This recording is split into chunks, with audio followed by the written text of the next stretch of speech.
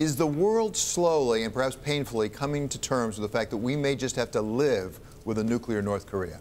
Well, they exploded their first device over 11 years ago in 2006. They are a nuclear weapon state. We don't want to recognize them. We don't want to give them that sort of status, but it's very difficult to see how you walk them back at this point.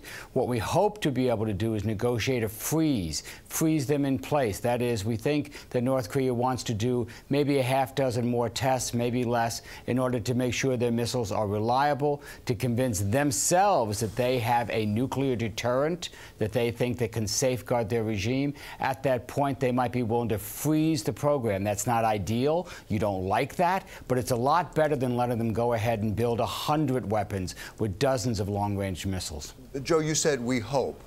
Somebody once said in Washington, hope is not a plan.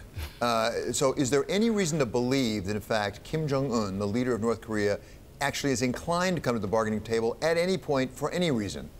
Yes, they've told us they are willing to. For several years, they've been told us they've been willing to negotiate. The disagreement is not whether you can talk to North Korea, it's what are the terms of those talks? What are their preconditions? And right now, both sides, United States and North Korea, are putting preconditions. We won't agree to talk to them unless they agree that the point of the talks is to give up their arsenal. They won't agree to talk to us unless we agree that the point of the talks is to recognize them as a nuclear weapon state. What we need to do is start a dialogue, basically a talk about talks, to get to the point where we can have serious negotiations. Then, if in that scenario, China can be extremely helpful. They are willing to put on more sanctions as long as they know that the end game is a negotiated agreement, not the collapse of the North Korean regime.